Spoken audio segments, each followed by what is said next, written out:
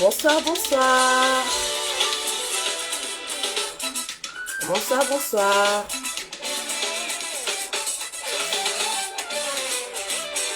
Je loue ton nom de tout mon cœur, de toute mon âme. Bonsoir, bonsoir. Tu m'as prouvé Bonsoir, bonsoir. combien tu prends bien soin de moi. Bonsoir tout le monde. Je lève mes mains pour témoigner la grâce de ton amour sur ma vie. Bonsoir, bonsoir. C'est mon cœur. Un te louer. Bonsoir. Tu m'as ramené à la J'ai vie. frôlé la mort. Tu m'as rendu très heureux. Tu m'as beaucoup béni. La malédiction. Bonsoir, bonsoir. C'est la grâce de Jésus. Comment je le chante avec toi. Je loue ton nom de tout mon cœur, de toute mon âme, de toute ma force. Tu m'as prouvé à plusieurs fois combien tu prends bien soin de moi. Bonsoir tout le monde, bonsoir, bonsoir. Alors je vous invite à partager ce live. Bien, à 10 personnes, 15 personnes. Laisse-moi montrer combien mon cœur. Aime te louer devant le monde. Tu m'as ramené à la vie. Tu m'as rendu très heureux. Tu m'as beaucoup béni. Bonsoir à tous ceux qui se connectent. N'hésitez pas à partager ce live à 15, 10 amis. Pour entendre le témoignage de notre invité de ce soir.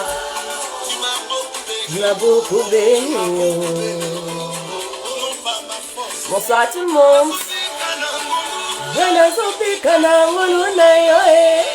Je suis vaillant. Bonsoir tout le monde. Bonsoir, bonsoir. Bonsoir à tous ceux qui se connectent. Je suis vainqueur par le sang de Jésus. Bonsoir, bonsoir. Alors, je vous invite à partager ce live. Avant de faire entrer notre invité de ce soir, il va nous partager son témoignage.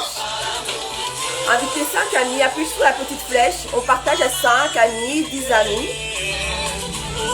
Afin de pouvoir ensemble écouter ce témoignage.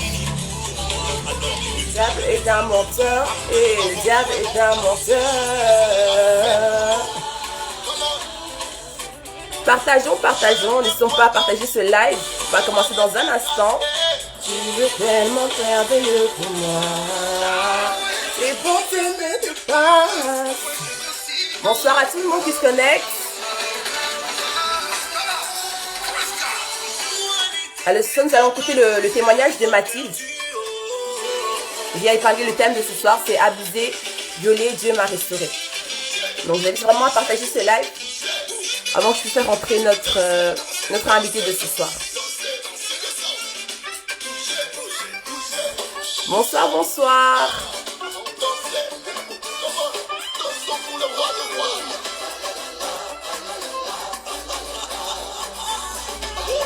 Bonsoir à tous ceux qui se connectent. N'hésitez pas à partager ce live.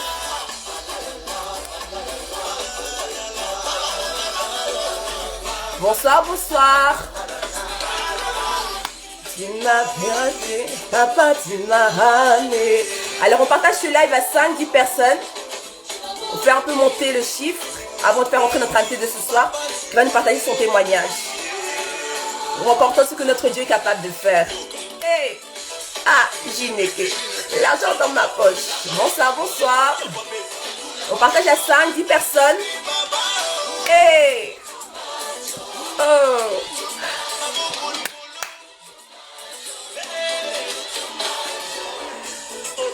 Bonsoir, bonsoir. J'espère que vous portez bien. Alors, notre invité est arrivé. On partage encore quelques minutes avant de commencer. Partagez encore ce live à 5-10 personnes. Le cola est sous l'angai. Oh, you're too much, oh, you're too much, oh. Voilà. Bon. Je vais rajouter notre invité. Alors, bonsoir à tous et bienvenue à toutes les personnes qui nous rejoignent pour la première fois sur cette plateforme. Hop là. Alors, sans plus tarder, je vais ajouter notre invité de ce soir, Mathilde, qui va nous partager son témoignage. Donc, je compte sur vous pour inviter vos proches à suivre ce témoignage.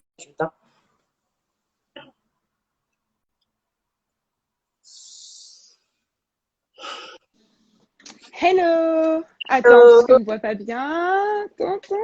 Euh, avec un petit peu de lumière. Coucou, soyez bénis. Ça va? Et toi, ça va? Bien, par la grâce de Dieu, ça va. Ça- Fatigué, mais ça va. Dieu fait grâce. Ça va, vous m'entendez ou pas?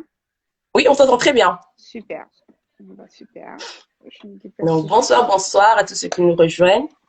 Merci à toi, Mathilde, d'avoir Avec plaisir, avec accepté plaisir, de partager avec nous ton témoignage, avec plaisir. qui, je pense, va vraiment pouvoir toucher et impacter beaucoup de personnes. Amen, Parce que souvent, je amen. pense que c'est des choses que les gens traversent mais ne partagent pas. C'est assez tabou. Yes. Beaucoup. On peut dire ça comme ça. Les gens Oui. n'osent pas forcément en parler. Mais je pense que c'est important de partager ce genre de témoignage pour Amen. montrer que la restauration est encore possible. Amen, On peut encore, amen. on peut encore se relever et aller de Yes. l'avant Yes. malgré les circonstances qu'on peut traverser. Donc, Mm. je vais te laisser te présenter. Ok. Sans toi libre. Alors, soyez bénis. Bonjour à tous. Je me présente pour ceux qui ne me connaissent pas. Donc, déjà, merci beaucoup pour cet honneur que tu me fais de venir parler de mon témoignage sur ta plateforme. Vraiment, c'est un honneur. Je me présente, Mathilde, voilà, 27 ans. Je viens de les avoir, je les ai eu il y a une semaine, par la grâce de Dieu. Joyeux anniversaire encore. Merci. Merci. Et donc, qu'est-ce que je fais dans la vie? J'interviens dans tous les établissements scolaires de France euh, avec une association qui travaille avec l'éducation nationale, qui a pour but de protéger les mineurs sur Internet. Donc, je parle de tous les sujets tabous, on va dire, entre guillemets, la pornographie, le consentement. Je fais beaucoup de prévention sur le cyberharcèlement aussi, tout ce que Top. les jeunes peuvent vivre sur Internet. Enfin voilà, bref, voilà. Donc c'est ce que je fais au quotidien. À côté, je fais des conférences aussi avec des parents et je forme aussi des professionnels, donc des infirmiers, des éducateurs, etc., pour tout ce qui est risque et danger d'Internet. Voilà, en gros. Ok, top. Voilà, Super. Je pense que la génération de maintenant, c'est important. il nous faut ce genre de sensibilisation-là. C'est très important. Yes, Que les yes. réseaux sociaux, c'est, Oui, les réseaux, oui. Ouais, c'est ça. à Parce que je notre époque, travaille. c'était pas Ouais. comme Ah non, avant non. Ouais, donc voilà à peu près ma petite présentation. ça. Ok, super. Mais écoute, sans plus tarder, je t'invite à partager ton témoignage. J'interviens de Amen. temps en temps pour te poser Bien un sûr, peu des questions, mais bien vraiment sûr. sans parler de partager ça comme tu Ok, désires. d'accord. On va vite fait prier, une seconde, quelques secondes, Ok, histoire de remettre ce moment entre les mains de Dieu. d'accord. Papa éternel, merci Seigneur pour ce moment que tu permets, Père. Merci pour ma sœur, Papa Seigneur, que tu as touché, Père, pour qu'elle puisse, Seigneur, m'inviter sur cette plateforme pour rendre ce témoignage. Papa, je prie afin que tu disposes chaque heure, Seigneur, et que si une personne traverse, Père éternel, ce que j'ai vécu, Papa, que tu puisses, Seigneur, lui dire que c'est possible de se relever, Seigneur. Que tu puisses, Papa éternel, vraiment conduire ce moment, Père. Que ton amour, Seigneur, nous environne et que ton esprit nous conduise. Dans le nom de Jésus, Amen. Amen. J'espère que. Est-ce que vous Amen. entendez. Est-ce qu'il y a. Enfin, vous entendez pas de bruit ou pas? Il n'y a pas de bruit On autour? entend quand même du bruit derrière toi, si. Ouais, parce qu'en fait, alors, en fait, on m'a fait un anniversaire surprise. C'est pour Oh! ça. Elles sont encore là, mes copines. Mais bon, ça va aller. Ça va aller. Alors, donc, je vais juste monter. Alors, je vais juste leur dire un petit peu de baisser. Mhm. J'arrive. Ok.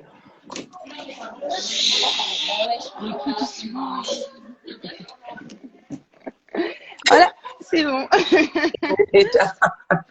Alors, donc, pour commencer, alors, j'ai grandi dans une famille chrétienne, Mhm. musulmane. Ok. J'avais donc ma mère qui était chrétienne, chrétienne de famille, hein, et Mhm. mon père qui était musulman. Et à 6 ans, je crois, ils se sont séparés. Mhm. Et à mes 8 ans, enfin donc, à 6 ans, à partir de 6 ans, je suis restée vivre avec mon père donc, et ses enfants parce qu'il avait eu des enfants avant moi, enfin, ouais, Ok. voilà, il a eu une vie des femmes avant.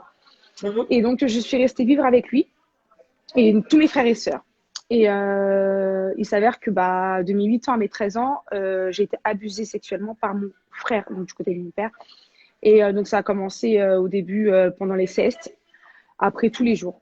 Enfin, tous les jours, tous les jours. Il n'y avait pas un jour, un moment de répit, en fait. C'était vraiment, voilà, c'était tous les jours. Et en fait, je savais pas ce qui m'arrivait parce que quand on est Mhm. enfant, on est, tu sais, on est innocent. Enfin, moi, c'était mon grand frère, en fait. Je le voyais comme mon grand Ouais. frère, donc je voyais pas ça au début. Enfin, je savais que c'était pas normal, mais voilà, c'était mon frère. Il était censé me Mhm. protéger, donc pour moi, Mhm. je devais fermer ma bouche et je devais rien dire. Et quoique, à un moment donné, c'était tellement gênant, enfin, j'étais tellement gênée. Je suis allée en Mhm. parler à ma grande sœur et elle m'a pas cru. Et ça m'a détruite. Et j'avais 10 ans à ce moment-là. Et j'ai juré, j'ai dit plus jamais je vais en parler. Et en fait, donc, Mhm. je subissais. Et pour moi, je me suis dit que avec le temps, j'allais oublier. Donc 13 ans, Ouais. ma mère, ma mère, elle a fait sa vie, elle a trouvé un homme, elle s'est mariée, donc elle a dit, je prends mes enfants. Elle est venue voir mon père, elle a dit à mon père, oui, voilà, je prends, parce que j'avais mon frère et ma petite soeur aussi, je les Ouais. prends. Et donc, Mhm. elle nous a pris. Et moi, pour moi, je me suis dit, Seigneur, je veux oublier. Enfin, Seigneur, à ce moment-là, voilà, Seigneur, voilà. J'ai dit, je veux oublier ça, c'est fini. Donc, en contrepartie, moi, j'ai grandi dans une famille musulmane. Donc, je faisais le ramadan, Mhm. je lisais le Coran. Mon père était très, très pratiquant. Il loupait pas une prière, donc je priais avec lui. Enfin, voilà. Donc, pour moi, c'était Allah. Et voilà. Je savais que ma mère était Ouais. chrétienne, mais vu que je vivais pas avec elle, voilà, je Avec ton connaissais pas papa. trop. Ouais. Voilà, c'est Mhm. ça. Et donc, je suis allée vivre donc avec ma mère et son mari. Donc déjà, il faut savoir qu'à ce moment-là, j'étais très traumatisée des hommes. J'étais traumatisée. Mhm. Mon beau-père qui aujourd'hui, je le considère comme mon papa parce qu'il m'a élevée et que Mhm. j'appelais aussi papa, hein, parce qu'il m'a vraiment beaucoup aidée. Mhm. Euh, il a, il s'approchait de moi, enfin voilà, en tant que papa en fait. Et moi, j'avais très Ouais. très peur. Ouais. Franchement, j'ai évité d'être dans la même pièce que lui. Pour moi, il allait me faire du mal. C'était Ouais. voilà clair et net. Et je me souviens, il était venu me voir avant qu'il marie ma mère. Il m'a demandé ma bénédiction. Et Ouais. il m'a dit, voilà, j'ai besoin que j'étais encore petite. Hein. Je lui ai dit, Mhm. bah oui, si maman elle est heureuse, tu peux. Mais j'avais toujours cette peur-là en me disant, il va peut-être me faire du mal et tout. Même des Ouais. fois, quand Ça fait normal. Bah oui. bah, c'est ça. Et quand j'étais petite, quand on se voyait avant qu'il se marie, il me tenait, quand on traversait la route, des trucs bêtes, hein, il me tenait la main et tout. Et j'étais là en mode, mais non, mais pourquoi tu me tiens la Ne main? me, Enfin, non, me ouais, touche pas. ouais, ouais. C'est ça, Mhm. j'étais vraiment traumatisée. Bref, donc après, je suis allée donc j'ai grandi, 15 ans. Et donc, j'y vais avec ma mère et mon père et ils étaient chrétiens. Enfin, ils étaient chrétiens. Faut savoir que mes parents tiennent un ministère. Donc, je commençais à grandir dans ce ministère-là. Mais pour Mhm. moi, Dieu, c'était, voilà, deux côtés parce que je me suis dit, mais en fait, Dieu, t'existes peut-être, mais tu m'aimes pas. Comment t'as pu me faire subir ça? Même si tous Ouais. les jours, je réfléchissais à oublier Mhm. ce que j'avais Mhm. vécu, mais voilà, je voulais pas me rentrer dans ça, en fait, dans Dieu, tout ça, Ouais. non. Donc, j'allais à l'église, tout ça, enfin, bref. Et donc, j'entendais quand même les enseignements. Et Mhm. à 16 ans, j'ai décidé de me baptiser parce que j'avais peur d'aller en enfer. Voilà, juste ça. Donc, je me suis Qu'est-ce dit, qui se passait par c'est ça, je fais partie des personnes qui disent que le baptême, ça emmène au paradis. Donc, je me suis baptisée juste pour ça. Mais j'y croyais pas, j'avais pas de relation avec Dieu, je connaissais pas tout ça et je ne voulais pas surtout. Bref, Mhm. voilà. À côté, il faut savoir, bon, j'abrège un peu, mais je faisais beaucoup de cauchemars, pardon, je faisais beaucoup de crises d'angoisse. Mhm. J'étais limite en train de me demander j'aurais pas, si c'était pas mieux d'aimer les filles, clairement, parce que les hommes, Ah j'étais ouais. vraiment, ah oui, tellement traumatisée. Je me Et suis dit, mais comment tu gérais ces crises d'angoisse, ces cauchemars? Parce que t'en parles, du coup, en fait, parce que jusque-là, tu n'avais pas encore parlé à ta maman. non, Non. non, non, non, non, ah non, non, du tout, du tout. Et bah, j'ai géré toute seule, en fait. Je sais pas, j'étais livrée à moi-même. Ok. Enfin, voilà. Après, je lisais beaucoup. Donc, je lisais beaucoup de romans, etc., pour me plonger, en fait, dans une nouvelle vie. Genre, je sais pas. Mais Mhm. vraiment, je gérais pas ça toute seule. Donc, j'ai vu des psychologues, etc., parce que, bah, à l'école, on Ok. me disait qu'il y avait un souci et tout. Et ceux qui apprenaient à me connaître, ils savaient qu'il y avait un problème. J'avais un blocage quelque part. Mhm. Et, mais bon. Après ça, donc je suis arrivée au lycée, etc.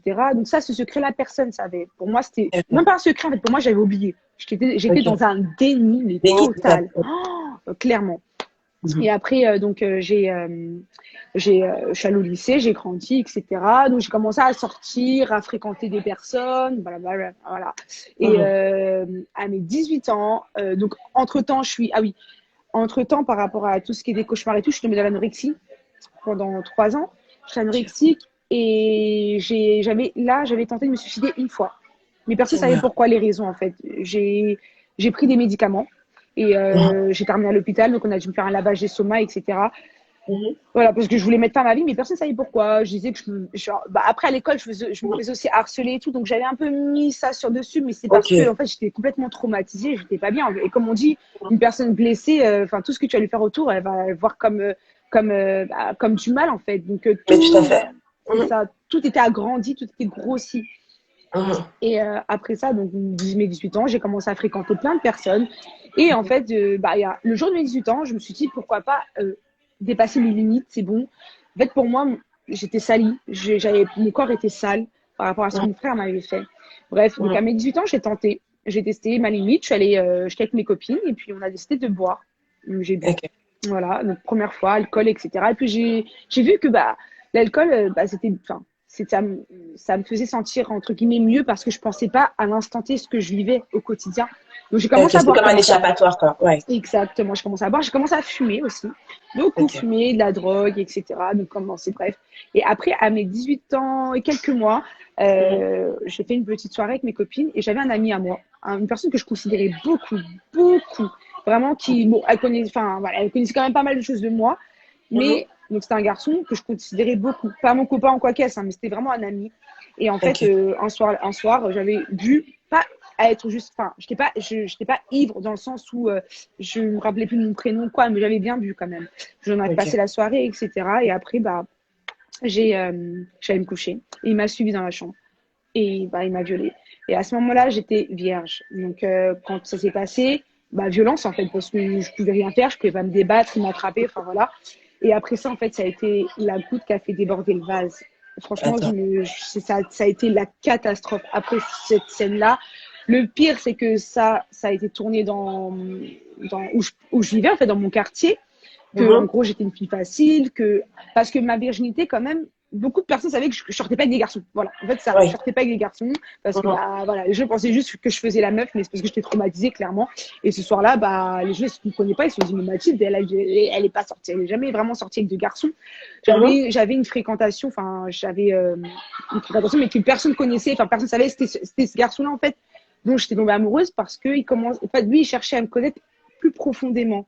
Tu vois, genre Mhm. c'était vraiment Mhm. mais personne connaissait notre relation, personne connaissait l'existence. Je voulais vraiment que personne sache. Bref, donc quand les gens ont appris ce qui s'était passé le soir, de la Ouais. façon dont ça a été dit, hein, donc ils se sont dit, Mathis, c'est une fille facile, etc. Donc ça a commencé à tourner, que Mhm. j'étais une fille facile, prostituée, tout ce que vous voulez, etc. Et moi, à partir de Ok. ce moment-là, Mhm. le retournement de situation, il y en a, ça les calmerait. Moi, ça a ouvert une porte, en fait. Ça a déclenché une Ok. porte, vie de débauche. Ah ouais? Clairement, oh, clairement. Et c'est à partir de ce moment-là où j'ai fait vraiment enfin, j'ai profité de la jeunesse, clairement. En fait, j'avais vraiment plus aucune valeur de mon corps. Mon corps, pour moi, était sale. J'étais Mhm. salie. J'étais blessée. Et je me suis dit, personne ne voudrait de moi, en fait. Donc, j'agissais vraiment comme une fille, vraiment une fille débauchée, en fait. Et personne ne pouvait connaître l'histoire derrière parce que ils se sont dit juste, vas-y, enfin, c'est vraiment, en fait, ça confirmait ce qu'ils pensaient que Ce que j'étais. les gens pensaient de toi. Voilà, alors que c'est parce que derrière, moi, j'étais complètement abîmée. Je me suis dit, c'est fini. Alors Mhm. là, Dieu, je l'avais mis de côté, j'ai insulté Dieu tous les jours. Ma mère, elle me parlait de Dieu. Je me dis, mais qu'est-ce que tu me racontes avec lui? Qu'est-ce que tu me chantes Mhm. aujourd'hui? Et je lui avais rien dit encore, hein. Mais je dis, aujourd'hui, je ne vais plus entendre parler de lui, etc. Et en fait, ce mec-là, dont j'étais tombée amoureuse, il avait creusé, tellement creusé qu'un jour, en fait, il voulait toujours aller un peu plus loin avec moi et moi, ça bloquait à chaque fois. Il comprenait pas pourquoi. Et Mhm. quand je lui ai avoué par rapport à mon frère, donc ça a été à ce moment-là où il a compris pourquoi j'agissais comme ça, pourquoi j'étais comme ça. Et donc après, quand je lui ai expliqué la vraie histoire par rapport au garçon à la soirée, donc il m'a dit je pouvais pas rester comme ça. Enfin bref, il m'a soutenu. Mhm. Et Et donc, à partir de ce moment-là, je me suis dit, bah, vas-y, il faut que tu parles. Et lui, il m'a dit, écoute, si tu parles pas, tu vas te détruire. Parle, Clairement. parle, Ouais. parle à tes parents, Mm. parle à ta mère. Donc, à l'âge de mes 19 ans, il a écrit le message parce que je ne pouvais pas écrire. J'arrivais, tu sais, là, quand je te parle de viol, abus, impossible Mhm. pour moi de sortir ça de ma bouche comme ça. Impossible. Donc, moi, j'ai Mhm. dit, je peux pas lui, parce que même lui, quand je lui ai parlé de ça, je lui ai parlé de ça par message. Je lui ai dit, s'il te plaît, quand on se voit, ne me parle pas de ça. Parce que dès qu'on parlait de ça, je pleurais. C'était pas possible. Ouais. J'arrivais pas. J'arrivais pas à Mhm. accepter, en fait, que ça m'était arrivé. Non, Et c'était une donc, réelle blessure en fait que tu as enfouie en toi et que tu voulais pas en fait. Au fond, quand tu fais un déni, tu peux pas guérir de cette blessure-là parce que clairement dans ton esprit, c'est comme si tu avais fait le vide de cette blessure-là. Mais c'est si t'es ça. pas conscient de ce que tu as réellement vécu, tu peux pas faire ton deuil en fait et guérir Mhm. de ce mal-là en fait. Exactement, c'est ça, voilà. Et donc après, bah, il m'a écrit le message, j'ai envoyé à ma mère.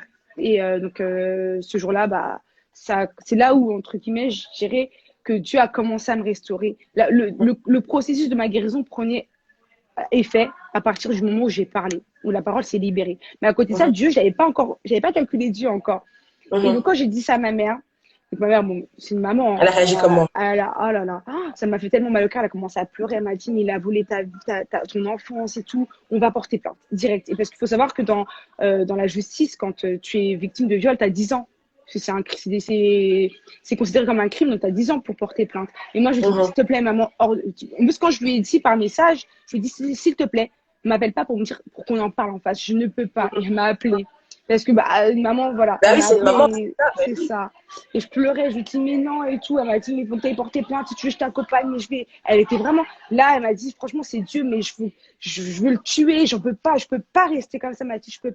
pas. Elle voulait appeler mon père et tout. Je lui dis, non, s'il te plaît, personne n'est au courant, et, etc. Enfin, bref. Et après ça, déjà, quand j'ai parlé ça, j'avais l'impression qu'il y avait un poids qui était sorti de moi. C'était un truc de dingue.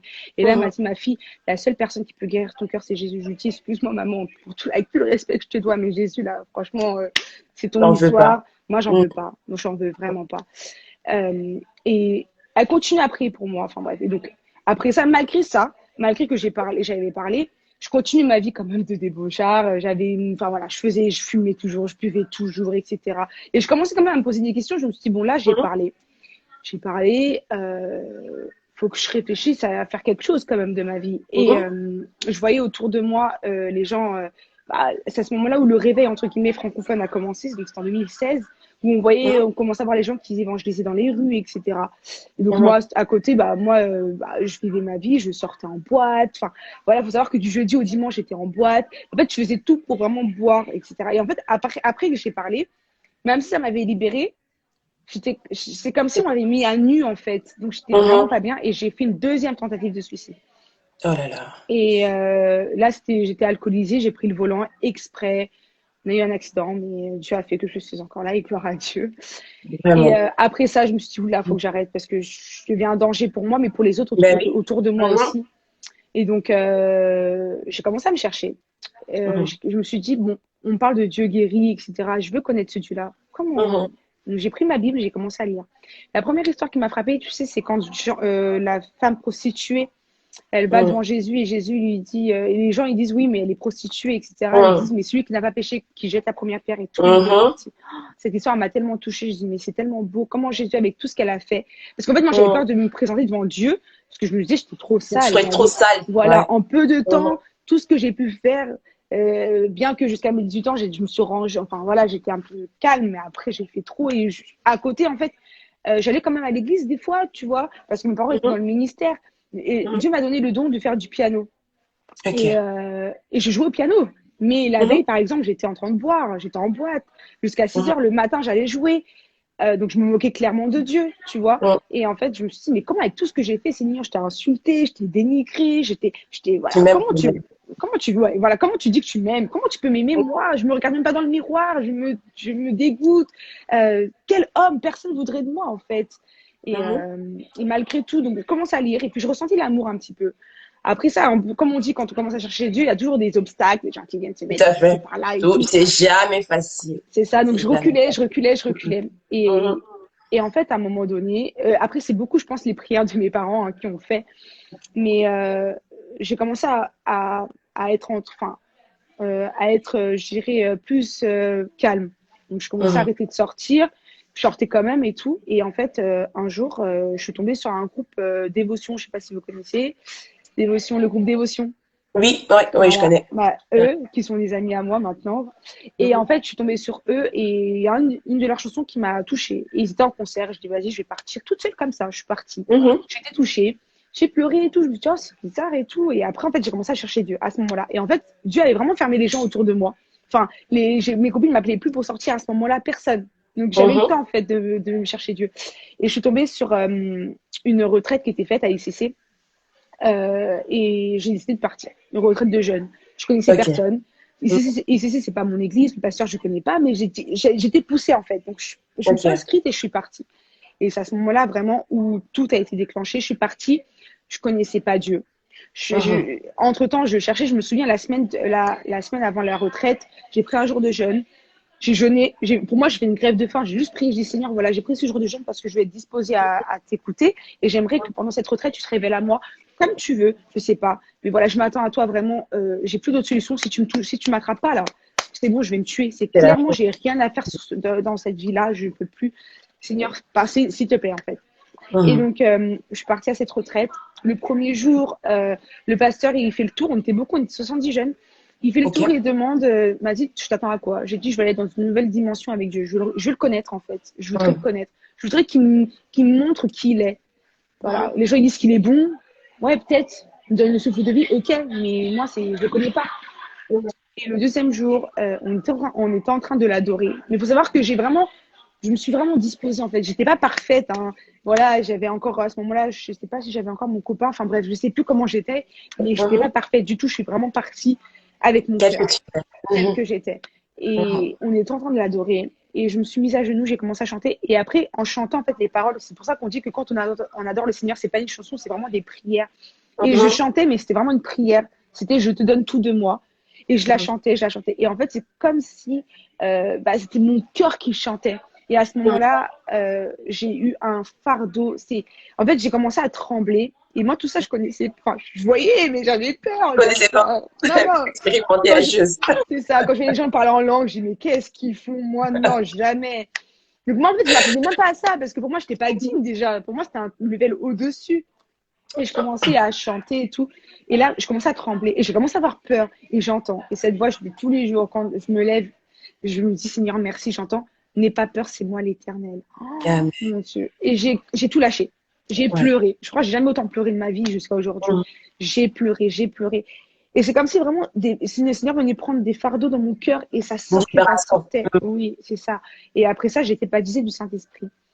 Et, et donc voilà, donc baptisé du Saint-Esprit, tout nouveau pour moi. Je commence ma nouvelle vie chrétienne, entre guillemets. Donc là, je commence et je fumais encore à ce moment-là, je ne vais pas préciser, je fumais encore. Après ça, donc après mon baptême du Saint-Esprit, j'ai la cigarette, j'ai repris, je me souviens, j'ai dit, Seigneur, bon, voilà, maintenant, je suis dans une nouvelle dimension, on va voir si c'est vraiment toi. Je commence Tu testais ou tu testais un je voulais test ou tester un quoi? petit peu, tu vois. Même si j'étais convaincue, hein. Même si j'étais convaincue, je dis, je vais tester. Et j'ai sorti la cigarette, je me souviens, j'ai tiré, j'ai vomi. Après, j'ai plus jamais touché jusqu'à aujourd'hui. Voilà. Et Amen. pareil pour l'alcool, pareil pour la chicha, la drogue, tout ce que vous voulez, tout ça là. Ça c'est toujours le lendemain. Alors pourtant, je fumais presque un paquet par jour. Je fumais Waouh. beaucoup, beaucoup, beaucoup, Mhm. beaucoup. Oui. Et après ça, donc j'ai commencé à avancer. Et ah, mais oui, c'est parce que je vous ai pas dit ça avant que le Seigneur vienne enlever les fardeaux. La clé, c'est que Mhm. avant que que le Seigneur vienne enlever tout ça en moi, on était en train, le pasteur, on faisait un atelier et le pasteur, je ne le Mhm. connaissais pas, hein, j'ai bien précisé, je ne connaissais personne à cette retraite. Mhm. Et le pasteur, il dit dans la foule, oui, on va arrêter tout. Le Seigneur est en train de me parler. Il y a des personnes qui n'arrivent pas à pardonner, qu'elles s'avancent. J'ai prié pour elles. Moi, je ne me suis pas avancée, je ne me sentais pas concernée. Je vous ai dit, j'étais dans un déni pour moi, voilà, entre le viol et entre les abus. Voilà. Et après, genre, je me sens poussée de Mhm. l'esprit. Je suis allée devant. Et là, il me regarde et il me dit dans l'oreille, ton frère a abusé de toi, il t'a violé, mais Dieu veut te restaurer. Et Amen. il veut t'aider à pardonner. Et là, mais en fait, Oh. ça a commencé à être chamboulé. Je me dis, mais tu me connais pas. T'es qui? Mhm. Mais t'es Mhm. qui, toi? Et en fait, Donc, je commençais à pleurer parce que je me suis dit, et après, je me souviens, il voulait me voir à la fin, mais moi, je voulais pas, ça m'avait traumatisé. Je dis, mais comment ça, un homme de Dieu, même si on dit homme de Dieu, comment ça, Dieu, tu peux faire ça? Et en fait, c'est ça qui m'avait vraiment touchée. Je me suis dit, en fait, Dieu, tu me connais, tu me connais, tu connais mon histoire. Et le fait qu'il ait pris une personne, c'est pour ça qu'aujourd'hui, parce qu'au début, je comprenais pas pourquoi je devais aller là-bas, mais Dieu a fait exprès parce que vu que je vous ai dit, mes parents étaient dans le ministère, c'était un peu trop facile.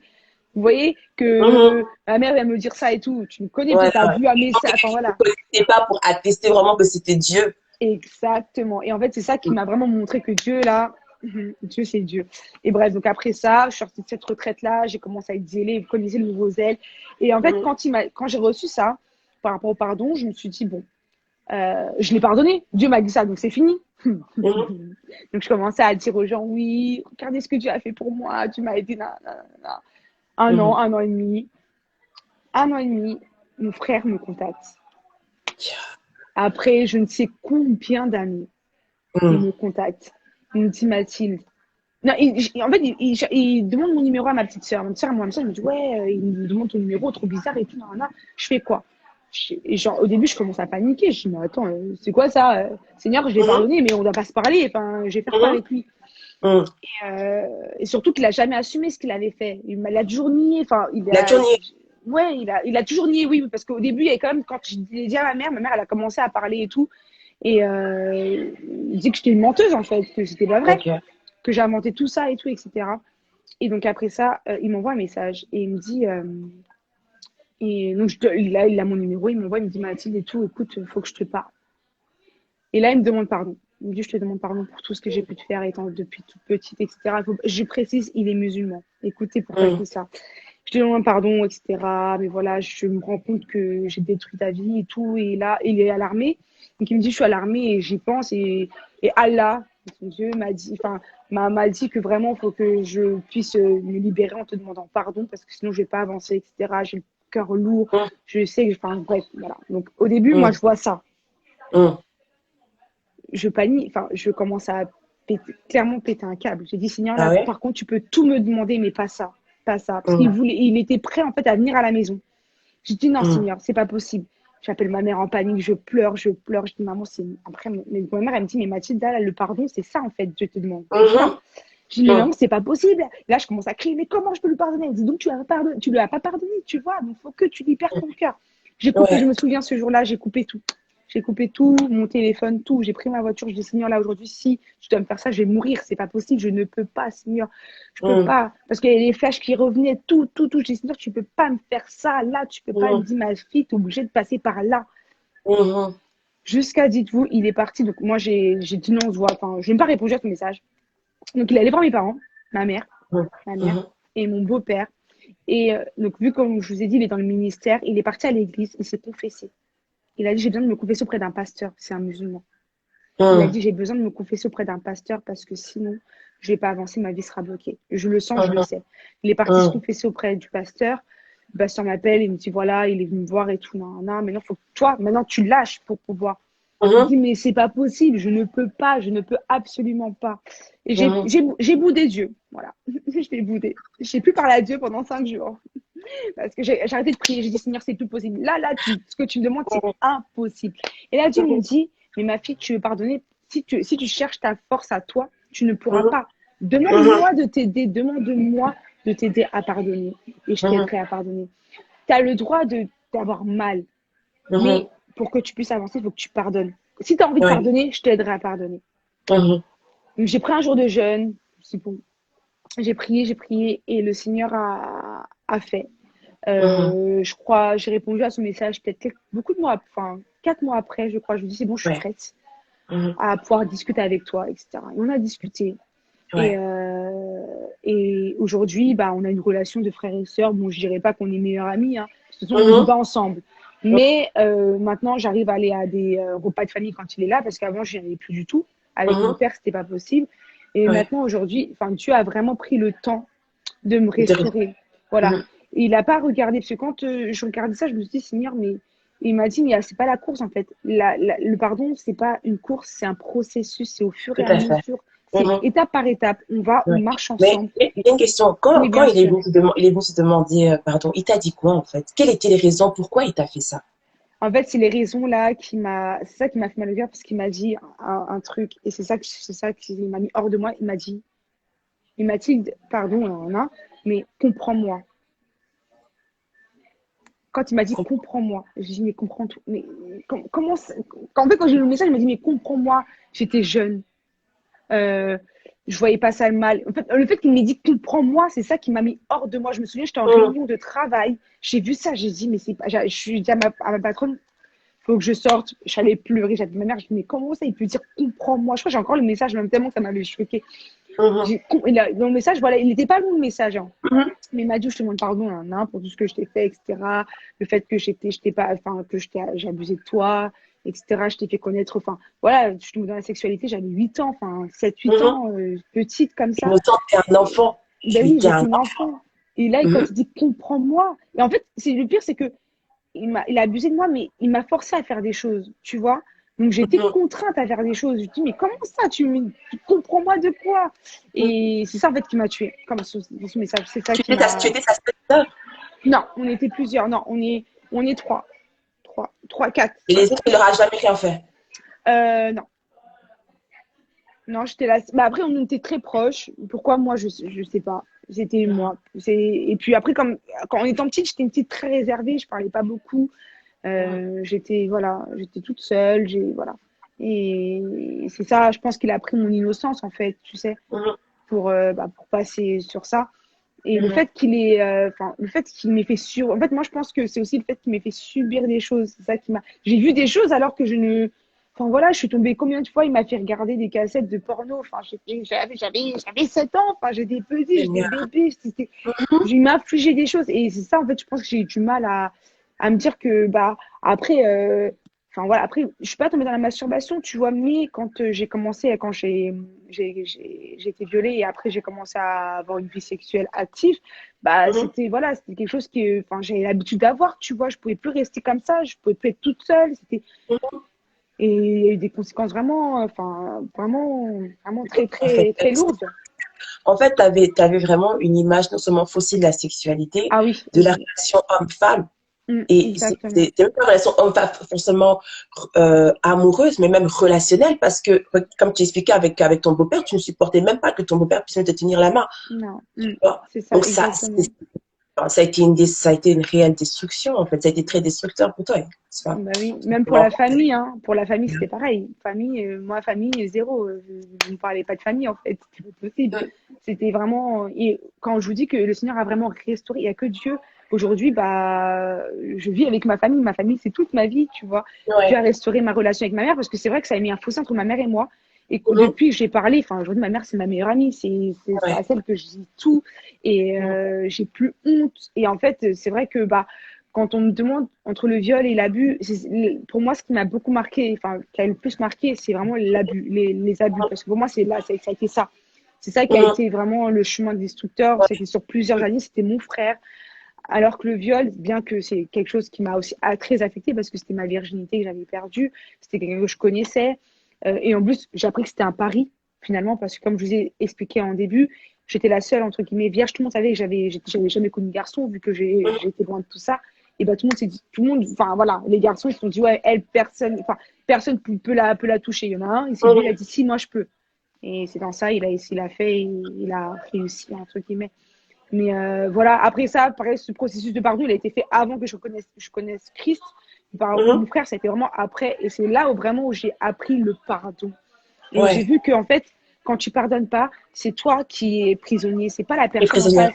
C'est ça, parce que quand Dieu me montrait, il me dit, tu peux pas pardonner, mais regarde ton frère. Il vit sa vie, en fait. Il fait sa vie. Toi, regarde-toi.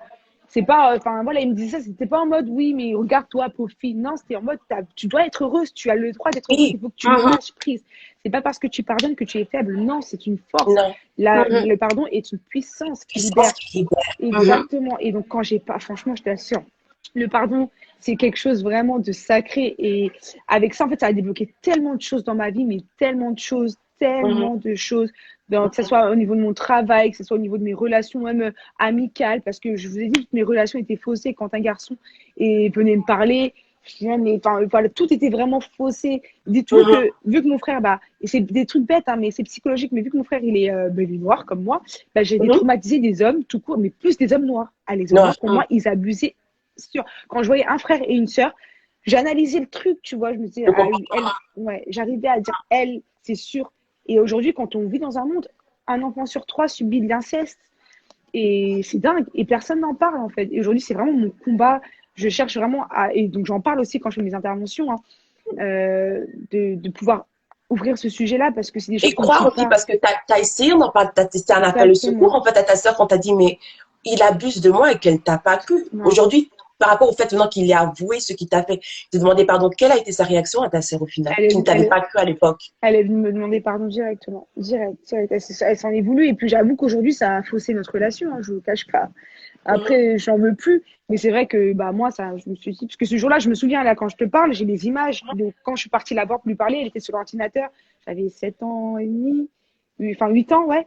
Et je lui ai dit, enfin je lui ai dit, écoute, tout, c'est bizarre, mais tous les jours, le midi, enfin à la sieste, après le soir, parce qu'après je faisais plus de sieste, bien entendu, mais le soir, il vient dans mon lit, il met sa main dans ma culotte, il me touche, voilà. Et puis moi, je lui mettre ma main dans sa culotte, je fais des trucs bizarres. Après, il me rentre. Et en fait, je lui disais ça, il me dit, mais n'importe quoi, jamais il peut te faire ça. Et en plus, tu mens. Et puis, elle m'a crié dessus comme ça. Je me suis dit, mais attends.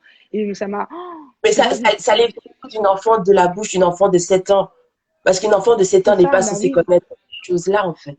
Ça aurait dit quand même l'alerter. Mais je pense. Comment elle peut connaître ça? Comment un enfant de 8 ans peut venir me dire ce genre de choses? Moi, personnellement, ça m'aurait quand même alerté.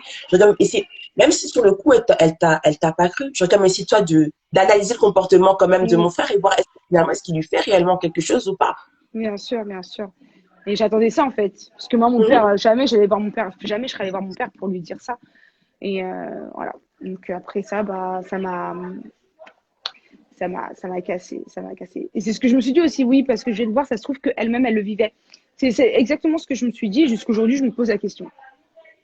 Et ça, je te dis, est-ce qu'il faisait ça à d'autres personnes? Ça, parce que vu qu'il avait d'autres, est-ce qu'il l'a fait? Parce que c'est avoir la facilité comme ça de le faire avec toi, peut-être qu'il le faisait déjà avec les autres. Bah, sûrement. Mais peut-être, voilà, elles le diront pas, tu vois. Peut-être qu'elles sont aussi rentrées dans ce déni, elles ont simplement oublié, elles se sont dit, ben, voilà, maintenant, c'est à son tour de subir, moi, je suis libre. On ne sait pas. Et je pense qu'on ne le saura peut-être jamais.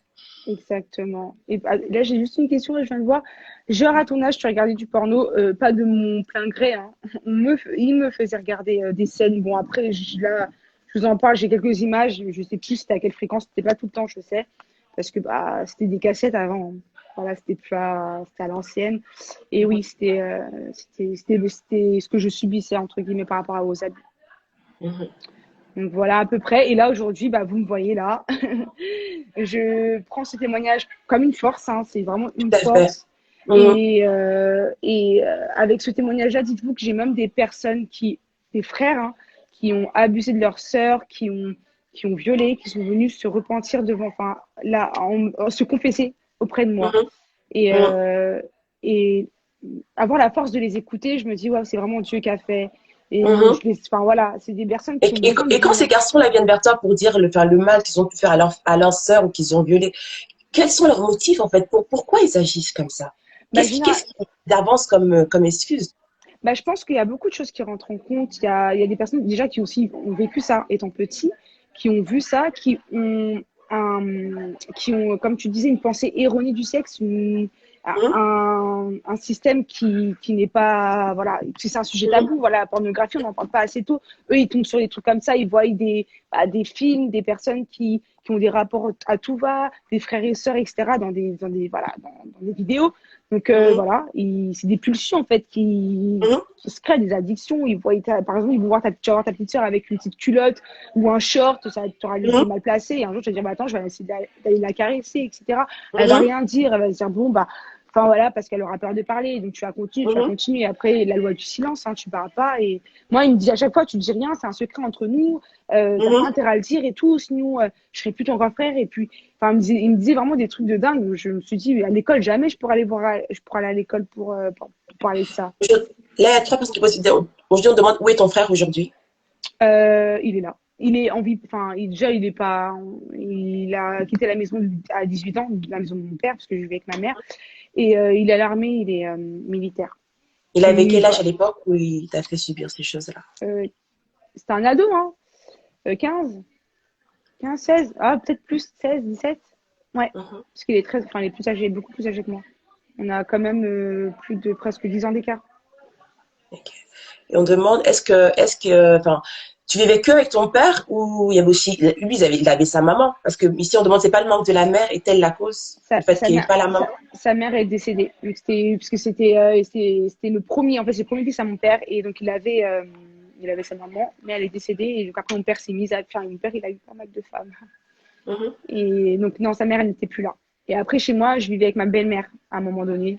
Parce que mon papa, vu comme je dis, il était musulman, mon père avait pris 3 femmes. Et Dieu merci, Jésus l'a attrapé. Aujourd'hui, les chrétiens. Mais on vivait avec, vraiment, on vivait avec 3 femmes à la maison. Après, il a décidé de se poser, se marier. Aujourd'hui, voilà. Mais sinon, on vivait, on n'avait pas, en fait, on n'avait pas de repère, on n'avait pas de figure féminine à la maison. Ok. Et voilà. Donc, voilà un petit peu. Donc, du coup, tu es passé par ce processus de pardon qui t'a permis de guérir. Le fait aussi qu'il te demande pardon, parce que je pense que pardonner est une chose, mais que quelqu'un reconnaît le mal qu'il t'a fait. Les gens n'ont pas idée, en fait, que dans quelle prison vous pouvez tenir les gens quand vous savez que vous avez fait mal à quelqu'un et vous n'arrivez pas à lui demander pardon. Et le fait de demander pardon, c'est avouer et accepter que réellement, je t'ai fait du mal. Mais quand vous êtes dans ce déni-là, que vous refusez, vous dites non, je t'ai rien fait, non, tu mens. Vous mettez en fait les gens dans une prison. Et le fait, en fait, qu'ils viennent vers toi et te dit, en fait, pardonne-moi du mal que je t'ai fait. C'est là où toi, maintenant, le processus a commencé, où toi, maintenant, tu peux guérir de cette blessure-là. Parce que je pense que sans ce pardon-là, où il n'avait pas réellement reconnu ce qui t'a fait subir, je pense pas que tu aurais pu vraiment rentrer profondément dans ce processus de guérison, en fait. Non, tu as entièrement raison. Et c'est vraiment ça qui a été vraiment... En fait, c'est quand j'ai vu qu'il est revenu vers moi, il m'a dit, là, tu vas connaître le vrai pardon. Pas le pardon dans la bouche qu'on entend, j'ai pardonné. Là, tu vas pouvoir expérimenter le pardon. Et avec ça, ce sera un témoignage pour une personne qui veut pardonner, pour lui dire que quand c'est moi qui fais justice, les personnes s'inclinent. Parce que, comme je l'ai dit, il était musulman. Il allait voir un pasteur pour se confesser. Pourtant, c'est malgré ce qu'il a fait... on a vécu ensemble et il était très pointilleux jusqu'aujourd'hui. Il est très pointilleux. Donc là, il s'est rangé, il a sa femme et tout. Il est très, très, très pointilleux dans sa religion. Vraiment, vraiment. J'ai jamais vu un homme, clairement, il fume pas, il boit pas, rien du tout. Et il est très pointilleux. Et malgré ça, il s'est dit, en fait, qu'il faut qu'il aille voir un pasteur pour se confesser. Il allait dans une église. Alors, je ne sais pas si vous connaissez les musulmans, comment ils sont avec les églises, comment eux, c'est possible. Il est quand même parti. Et franchement, c'était fort. Et là, je me suis dit, c'est vraiment Dieu t'a disposé. Et que, comme tu l'as dit, le fait qu'il me demande pardon, ça m'a vraiment soulagée. Parce qu'au début, j'ai vu très, très, très mal. Mais quand j'ai pris du recul, je me suis dit, c'est fort. Et waouh, enfin, on me croit, tu vois. Enfin. Oui, c'est ça, enfin. Enfin, Dieu me justifie. En fait, dans cette affaire-là, en fait, c'est Dieu qui t'a justifié. C'est ce qu'on appelle la justice divine, en fait. Parce que ça n'a pas pris 1 an. Ça n'a pas pris 2 ans, ça n'a pas pris 3 ans, ça a pris des années avant qu'ils viennent et qu'ils disent que aujourd'hui, c'est dans cette affaire-là. Je m'imagine pas devant ces personnes-là pour demander pardon, ma vie sera bloquée. Peut-être au fond, il a peut-être fait pour lui-même. Mais dans tout ça, il y avait le plan de Dieu qui dit qu'aujourd'hui, tu vas accepter et tu vas libérer cet enfant, en fait. Tu vas libérer ma fille de ce que tu lui as fait subir. Et peu importe, ça montre encore la puissance de Dieu. Montrer que peu importe tes croyances, si Dieu décide de te faire justice aujourd'hui, peu importe qui tu pries, Allah, Dieu, Bouddha, tout ce que tu veux, tu peux prier. Mais quand Dieu dit qu'aujourd'hui, je vais te justifier, il va te justifier correctement. Exactement, c'est ça. Exactement, c'est dingue. Exactement. Attends, on a plusieurs questions. Alors, sa femme est au courant qu'il t'avait violée? Alors là, aucune idée, je ne sais pas. Je ne peux pas te dire, je sais pas. Alors, on dit combien de temps ça t'a pris pour en parler et pardonner? En parler, comme je vous ai dit, la première fois que j'en ai parlé, donc c'était à mon copain, j'avais 19 ans. Et à la même année, j'en ai parlé à ma mère. Ouais, à ma mère, oui, 11 ans, ouais. Après, quand j'en ai parlé, que j'en avais parlé à ma soeur, oui, c'est ça. Après, ouais. Et ouais, c'est ça. Donc, ouais, 19 ans. Enfin, à 19 ans en tout cas, donc ça fait 11 ans. J'ai pris 11 ans, ouais, à en parler. Et pardonner, clairement, pour donner... une tranche, une fourchette. J'ai pardonné, on est en 2021, 2020, 2010, 2019. Quand il est venu, ouais, 2018, 2019, c'est assez bataillé. Et puis, en fait, quand il m'envoie un message jusqu'au moment où je lui ai vraiment pardonné, ouais, un an, ouais, donc, ouais, 2019, où j'ai vraiment, vraiment pardonné. Aujourd'hui, je peux dire que c'est fini, j'ai plus de haine, j'ai plus rien parce que je lui ai souhaité quand même beaucoup la mort. J'ai prié pour qu'il meure, tout ça, hein, ça marchait pas. Et aujourd'hui, je prie pour qu'il donne sa vie à Christ, tout simplement pour qu'il connaisse Dieu, en fait. Oui, tout à C'est ça, fait. c'est ma seule prière, hein, parce que bon, voilà, il n'y a que Dieu qui pourra lui, enfin, voilà, le remplir de son amour, parce que je pense que c'est un manque d'amour aussi, hein, il y a plein de choses. Enfin, ces Ça. personnes-là, je pense qu'ils ont vraiment pas il n'y a pas de bonne raison, hein, il n'y a jamais de bonne raison, de toute façon, dans tous les cas. Mais après, oui, chacun a une histoire et tout. Et généralement, c'est ce qu'on dit, quand tu vis des choses, bah, tu les reproduis aussi, tu veux faire mal. Un cœur blessé blesse, hein. Laisse.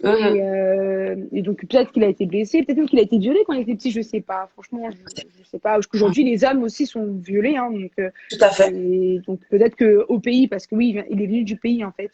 Je suis ivoirienne, donc il est venu de la Côte d'Ivoire. Donc, peut-être au pays, là-bas, il a subi des choses, je sais pas, et que quand il est venu, bah voilà. Et comme je vous ai dit, hein, quand tu as une idée déformée comme ça de la sexualité, quand tu te masturbes pendant je sais pas combien de temps devant des films, on t'a jamais parlé de la pornographie, t'as envie de, enfin voilà, et les gens ils arrivent plus à se contenir, ils voient une petite fille. En plus moi de base j'étais, bah comme je dis, hein, j'étais très menie. Enfin vous avez vu là, je suis pas, bon, on voit pas bien, mais je suis toute mince en fait, donc j'ai toujours été comme ça. Moi, j'étais toute mince. Hein. Voilà, j'étais toute petite et tout. Enfin, et quand je m'habillais, je mettais des petits pantalons et tout. Donc peut-être que là, ça a dû, voilà, crier un peu dans sa tête. Et puis voilà. Mais c'est vraiment Jésus qui est fort. Ouais, Jésus qui est fort. Vraiment, vraiment. Parce que je pense que le problème, c'est comme on disait, enfin, même Bébé le disait, c'est que le problème, c'est que dans notre communauté, c'est tellement tabou, en fait. C'est tellement Exactement. tabou qu'on n'ose pas en parler. Parce qu'on se dit, on va pas nous croire, on va détruire la famille, ça doit rester des secrets C'est ça, en fait. C'est détruire la famille. Ça, c'est en l'honneur de la famille. Moi, c'est ça que je veux casser. Je veux casser, je t'assure. Je n'en peux plus de dire, non, mais il faut pas en parler. Bon, parce que j'avais trop peur d'en parler. Pas du côté de ma mère, mais du côté de mon père. Et que mon père, il me dise, non, mais n'en parle pas, s'il te plaît. Parce que c'est le garçon. Faut pas que ça. J'avais trop peur de ça parce que c'est ce qu'on entend à chaque fois. Et tout le temps, enfin, voilà, on veut se faire bien voir de la famille. Tu vas te marier, c'est pour la famille. Tu vas faire ça, c'est pour la famille. Pour te faire bien voir. Regarde, il s'est marié avec un tel. Non. Donc j'avais trop peur de ça. Et c'est vrai, comme tu as dit, hein, il y en a beaucoup qui ne parlent pas à cause de la famille. à cause de la Ils famille. entendent, des mamans, des papas, qu'ils entendent ça, ça leur fait mal, mais ils disent non, s'il te plaît. C'est la famille. C'est ton cousin, c'est ta cousine, c'est ton oncle, c'est ton grand-père, ta grand-mère, c'est ton frère. Non, s'il te plaît. Et c'est grave, c'est grave. C'est grave. Mais c'est ça. C'est vraiment, c'est dommage et c'est triste parce que, voilà, il y a des vies qui sont brisées comme ça. Toi, aujourd'hui, justement, gloire à Dieu et vraiment, la force que tu as d'en témoigner, tu en témoignes pour sensibiliser, pour dire, écoutez, ça n'arrive pas qu'aux autres, ça arrive, il y a moyen de s'en sortir, il y a moyen d'être restauré, il y a moyen de pardonner et de continuer d'avancer. Mais d'autres personnes ont vécu ces abus-là, ont été violées et vivent peut-être aujourd'hui des circonstances dans leur couple, dans leur mariage. Exact. Elles n'ont dit qu'elles n'osent pas, tu vois. Elles ont enfoui ça en elles. Et à toutes ces femmes, quel conseil tu pourrais leur donner? Celles qui aujourd'hui n'osent toujours pas en parler, malgré que ça fait peut-être des années qu'elles ont été abusées ou violées. Quel conseil tu pourrais leur donner? Déjà, de déculpabiliser, je sais pas si ça se dit ça, mais déjà, c'est pas de ta faute. Si tu as vécu ça, dis-toi que c'est toi la victime, tu n'es pas responsable. Parce qu'en fait, c'est souvent ce qu'on se dit si je l'ai cherché. Moi, je me dis, étant petite, bah, c'est moi. Fallait pas que je m'habille peut-être en petite, fallait pas que je mette des shorts à la maison, fallait pas que je mette des brassières. Et je m'en suis voulu tellement. Et j'aimerais dire à une personne, non, t'en veux pas. C'est pas ta faute. Tu n'as rien fait, absolument rien fait. Et ce qu'il faut pas que tu te dises aussi, que tu te mettes une pression en disant, mais faut que je pardonne. Non, chacun a son histoire. Faut juste que déjà que tu te dises, t'acceptes déjà ce que tu as vécu. Que tu dises, ok, j'ai vraiment vécu ça. Ok, la personne, elle m'a vraiment détruite. Ok, il m'a vraiment détruite parce que sachez, enfin, en tant que femme ou homme, hein, ça, si tu ne règles pas ça dans ton mariage, ça va te suivre. Et c'est dangereux. C'est dangereux même pour toi, pour ton épanouissement total, en fait. La Bible nous dit que quand l'homme, là, je parle pas en tant que femme parce que je suis femme, mais quand l'homme trouve une femme, trouve le bonheur.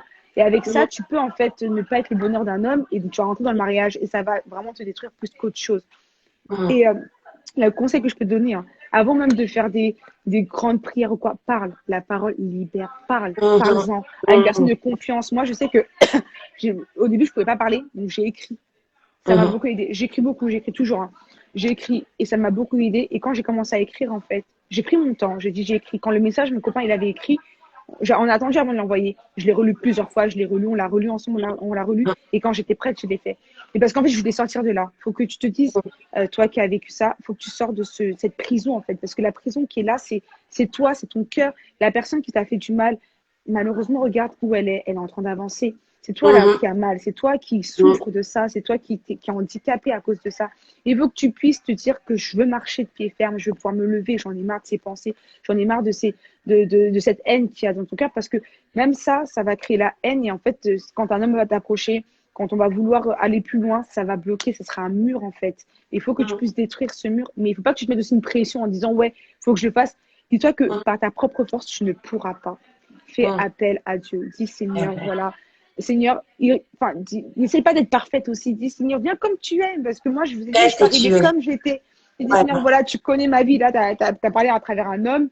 Tu connais ma vie. Voilà tout ce qui se passe. Seigneur, fais quelque chose. Et il l'a fait. Et s'il l'a fait pour moi, il peut le faire pour toi parce que je ne suis pas mieux que toi. Je ne suis pas mieux que quiconque. Je suis une créature, une femme imparfaite, hein, mais qui tend vers la perfection avec Christ. Et c'est seulement Dieu qui pourra t'aider à pouvoir entrer dans ce processus de guérison. Tu sais, les hommes, les médecins peuvent soigner, mais la personne qui guérit, c'est Dieu. Le Seigneur pense les blessures. Après, il ne faut pas que tu aies peur aussi, parce que tu sais, quand tu vas sur une table d'opération, on va te soigner, on va recoudre ou quoi, on va ouvrir la plaie pour désinfecter, ça va faire mal. Mais dis-toi que la victoire est là et que le meilleur est à venir. Souvent, Dieu te montre la fin, sans te montrer le processus de guérison, entre guillemets, parce qu'il ne veut pas que tu fuis. Parce que tu vas fuir. Alors que là, quand tu es dedans, là, parce que moi, j'ai boudé Dieu 5 jours, mais j'étais dedans, je ne pouvais pas fuir. Je vais aller où? C'est Dieu qui est là. Je ne pouvais pas aller quelque part. Donc, le fait qu'il me montre la fin, parce qu'en fait, je voyais la fin, je voyais que Dieu avait un grand appel pour moi, etc. Je voyais la femme que j'aurais pu devenir, mais il ne m'avait pas montré le processus de guérison. Et heureusement qu'il n'a pas montré. J'aurais fui avant même qu'il commence quelque chose. Et en fait, dis-toi que tu as Dieu avec toi. La Bible nous dit dans Psaume 23, quand David il dit, quand je marche dans la vallée de l'ombre de la mort, je ne crains aucun mal, car tu es avec moi. Ça veut dire que tu vas marcher quelque part, tu vas avoir mal. Il t'a pas promis que tu n'auras rien, non, mais il a promis d'être avec toi. Il sera là, il sera ton bâton, ta houlette. Il va te rassurer. Fortifie-toi en lui, crois en lui, puise en lui. Si t'en as marre aussi, tu peux craquer. Moi, quand j'avais vers Dieu, je lui ai dit, Dieu, on m'a dit, tu guéris, mais t'es où? Je vois pas ta guérison. Tu m'as dit, t'es bon, mais t'es où? Je veux connaître, en fait. Je veux expérimenter. Et en fait, moi, c'est la rencontre personnelle avec Dieu qui a fait que j'ai pu tout lâcher. Et Dieu m'a fait d'abord. En fait, Dieu, j'aime trop Dieu parce qu'il fait des choses tellement chronologiquement. Il m'a d'abord rempli de son amour. Et en fait, après, j'étais coincée. Parce que j'aimais trop ça, Après, il m'a montré ça, j'ai dit, mais Seigneur, mais je peux pas le lâcher aussi. Tu m'as montré que tu m'aimais plus que tout le monde.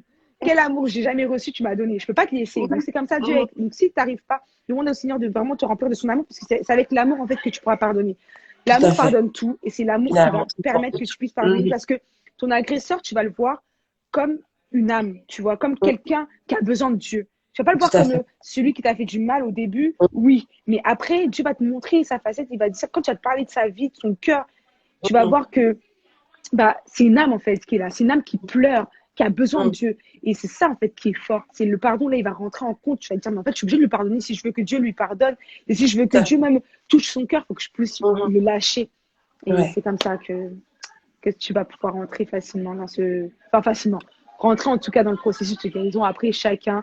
Faut pas que tu te mettes une pression, en tout cas. Moi, c'est le conseil que je te donne, c'est que chaque histoire est différente. Chacun son processus, chacun sa marche avec Dieu. Mais sache que ton témoignage sera l'aide d'une personne, en fait. Et parce que tu as parlé, beaucoup de langues vont se libérer après ça. Amen. Voilà. Amen. En tout cas, merci infiniment pour ton témoignage. Je pense que ton témoignage va vraiment toucher beaucoup de personnes, que ce soit des hommes, soit des femmes, des personnes des personnes qui ont été victimes de cela. Et voilà, franchement, avoir autant de force et que malgré tout ce que tu as pu vivre, Parce que ça n'a pas été une fois, ça a été plusieurs fois pendant des années. Et puis une deuxième fois avec un ami. Tu as eu cette force de pardonner et d'avancer. Et franchement, que Dieu te bénisse vraiment pour ton témoignage parce que je pense que ça a vraiment touché et parlé vraiment à beaucoup de gens ici. Et je pense que ça va aider beaucoup de femmes aussi et beaucoup d'hommes à entrer dans ce processus de pardon et de libération et reconstruire beaucoup de vies. Vraiment, que Dieu te bénisse pour ça. Merci beaucoup pour l'invitation. Certaines circonstances qu'on vit, comme on dit, c'est pas forcément pour nous. C'est Dieu veut nous donner un témoignage. Dieu veut quelque chose. Et Dieu veut qu'à travers notre témoignage, d'autres vies puissent être sauvées. Exactement. Et certaines circonstances sont très dures, très difficiles à affronter. Mais Dieu a toujours un plan. Ouais, c'est ça. Dieu avait un plan avec toi. Amen. Malgré tes épreuves, tu étais une femme forte, tu étais une femme qui bat pour sensibiliser, que ce soit la jeunesse, que ce soit les femmes autour de toi, les hommes autour de toi. Que Dieu te bénisse pour ça. Amen. Vraiment. En tout cas, merci beaucoup. On dit que voilà, tu es forte, tu es courageuse et merci pour merci pour l'invitation. Merci pour tout. Je vois tous vos messages. Soyez bénis. Merci encore. Merci pour l'invitation. Là, vraiment, sois bénie, ma sœur. Et puis, on est ensemble. Oui. Bisous, bisous. Bisous. Merci beaucoup. Bye bye. Bye. Alors, merci à vous tous qui nous avez suivis. En tout cas, si vous avez des personnes autour de vous qui ont pu vivre ou subir ces choses, n'hésitez pas vraiment à partager ce témoignage qui puisse aider, qui puisse se fortifier une personne autour de vous. Merci à tous ceux qui se sont connectés ce soir, qui ont encore écouté ce témoignage. Et vraiment que Dieu vous fasse du bien, que Dieu vous garde tout au long de cette semaine et soyez abondamment bénis. Et on se voit la semaine prochaine. Bye bye. Bonne soirée à tout le monde.